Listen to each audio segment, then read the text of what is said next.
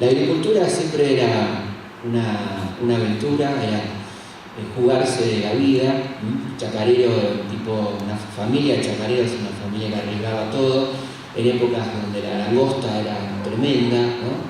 Cuando había plagas muy fuertes y en las que en general el Estado estaba bastante ausente. Así que una épica de la agricultura que no vale la pena rescatar, ¿no? Todo lo que significaba ese esfuerzo, que va a ser muy duramente golpeada por la crisis de 1930, una crisis que se origina, como todos sabemos, en los Estados Unidos, en octubre de 1929, y que va a afectar muy fuertemente a las economías latinoamericanas, básicamente porque éramos muy dependientes de los productores, los países productores y compradores, como en nuestro caso Gran Bretaña y los Estados Unidos. Ahí la crisis se lleva puesto a miles y miles de pequeños propietarios, chacareros, gente con pequeñas propiedades, que habían hipotecado su tierra para poder pagar esa hipoteca por las cosechas, que obviamente frente a la crisis no lo pueden hacer y pierden sus campos. Y se produce un fenómeno muy fuerte en la década del 30, que son las migraciones internas, el abandono del campo hacia los centros urbanos, Rosario, Buenos Aires, dentro de un proceso que se da en nuestro país y en bastantes lugares de Latinoamérica, que conocemos como el proceso de sustitución de importación, es decir, no hay dinero para importar, hay que empezar a fabricar localmente lo que antes importábamos. Empieza a surgir una industria sustitutiva que demanda mano de obra, que van a ser en muchos casos estos peones o pequeños propietarios, chacareros, que se trasladan a la ciudad y van a empezar a ser ocupados por la industria, que va creciendo en importancia en torno a lo que implica el PBI nacional. La industria empieza a ser un elemento importante, cosa que antes no lo era, ¿no? Y ahí aparece una dicotomía interesante también, que es campo-industria, ¿no? Esa antítesis absurda que en otros países nunca existió. Estados Unidos, por ejemplo, el campo fue el gran impulsor de la industria en Estados Unidos, es decir, el modelo de propiedad de la tierra en Estados Unidos implicó la tecnificación del campo, ¿no? Recordemos que el corrimiento de la frontera oeste, a diferencia de la campaña del desierto en Argentina,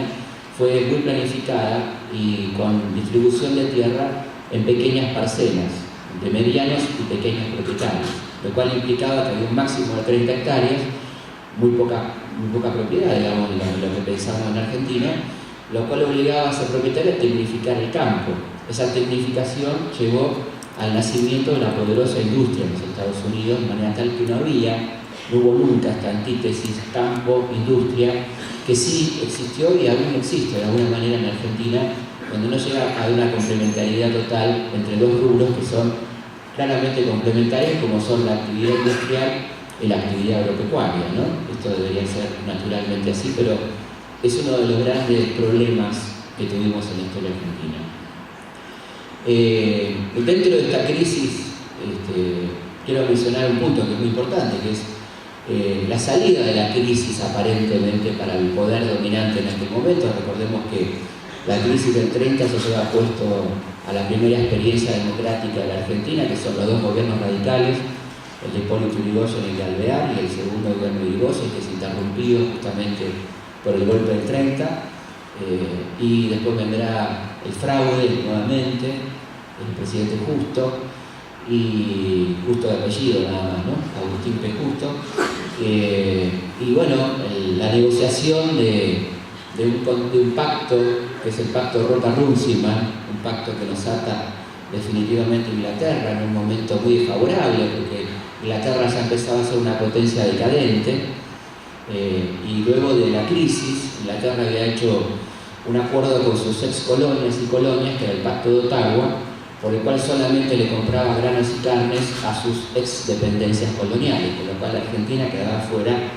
de este gran comprador histórico, ¿no? Por lo tanto, se envía una misión a Londres, representada nada más y nada menos que por el vicepresidente, que era Julio Argentino Roca, hijo, que firma el pacto con Runciman, que era el encargado de comercio exterior de Gran Bretaña, el famoso pacto Roca-Runciman, ¿no? Donde cuando es recibido en una cena de honor en Londres, el vicepresidente Roca dice que la Argentina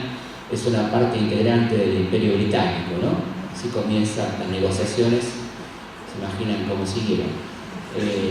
Con un pacto vergonzoso donde entregábamos la industria frigorífica, los transportes, los servicios eléctricos, a cambio de mantener una cuota muy baja de compra, que había sido la compra del año 31, es un año de crisis mundial, o sea, un bajo nivel de compra de carne y de granos argentinos. Esto fue un mal antecedente que fue el pacto Roca-Rusia. Saltándole el tiempo para pasar luego a las preguntas, llegamos a una etapa muy importante en la historia argentina, que es el peronismo, que se encuentra con una cantidad de problemas a resolver. La industrialización, por ejemplo, es un problema importante. Los bajos niveles de consumo, es decir, incrementar la capacidad de consumo. Y ahí se opta por un modelo muy urbano. El peronismo es un modelo esencialmente urbano, donde hay dificultades para atender el tema agrario, ¿no? Aparece la creación de un Instituto Argentino de Promoción del Intercambio, el IAPI, que compra las cosechas para vender al exterior, como una forma de trasladar los recursos de la agricultura al modelo industrial, de apoyo al modelo industrial, que tuvo éxito en un primer momento, pero que después se complicó la situación porque hubo malas cosechas, la del 49, la del 50, muy malas cosechas, que demostraron que más allá de las buenas intenciones, el cambio de modelo hacia un modelo industrial, que efectivamente se produce durante el peronismo, por lo menos en el primer plan quinquenal, un avance hacia la industria y el aumento de los niveles de consumo, la principal fuente de ingresos de la Argentina seguía siendo todavía lo agropecuario, es decir, lo que tenía que ver con el campo, ¿no? Por eso en el segundo plan quinquenal hay una vuelta, un intento de vuelta al campo, pero ya hay problemas como para retomar esa senda, baja el área sembrada, hay una cantidad de problemas que tienen que ver con la confianza, problemas de clase, bueno, etcétera, ¿no? Y la complejidad que tiene el peronismo. Un tema muy interesante es el crecimiento del nivel de consumo. Históricamente la Argentina tenía altos niveles de saldos exportables de trigo, de carne, porque la gente no consumía, porque había niveles de subconsumo, por los niveles de pobreza, porque la gente no accedía a los bienes básicos. Con el peronismo hay un incremento notable del consumo de carne, de trigo, de vino, etc., que bajan los saldos exportables, con lo cual hay un incremento importante del gasto público necesario, toda la obra de infraestructura que no se había hecho, y hay dificultades de financiamiento a partir de la reducción de los saldos exportables. ¿Se entiende lo que estoy diciendo?